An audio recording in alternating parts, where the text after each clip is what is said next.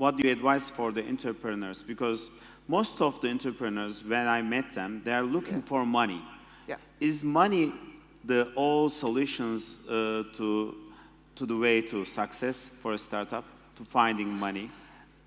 As someone who's raised a lot of money, no.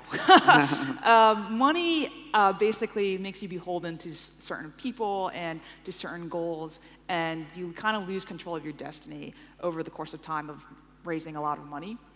So what I'd say is, if you can build a business without money, do it.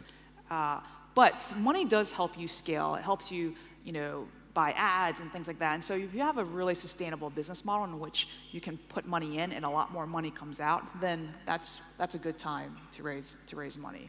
Or you have a lot of fixed costs in which you need to raise money for.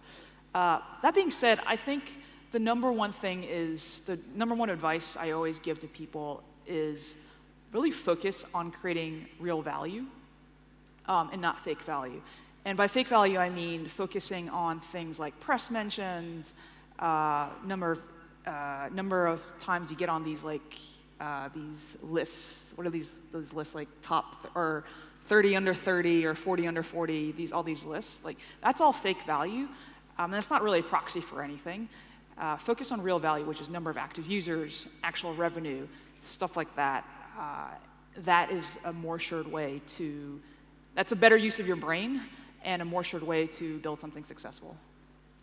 Also, when I'm in Silicon Valley, I have some interviews. There are some on-the-record stories and there are some off-the-record stories. And at those off-the-record stories, I heard some stories like Steve Jobs.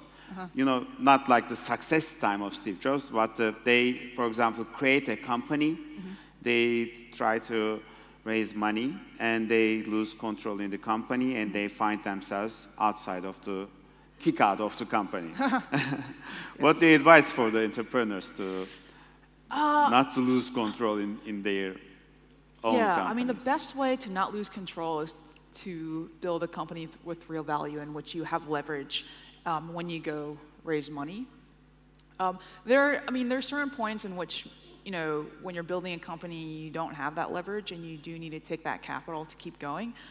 And so in that sense, just take on investors who you know well, do your diligence, find founders who have taken money from that investor. In particular, find founders who have failed and taken money from the investor, because their reaction in the really shitty times is telling of what kind of investor they are and whether they're going to mess with you later or actually be good for you down the road and really help you get out of the gutter when you do get in the gutter. And so I think when you take money, it's just be very mindful of who you take it from.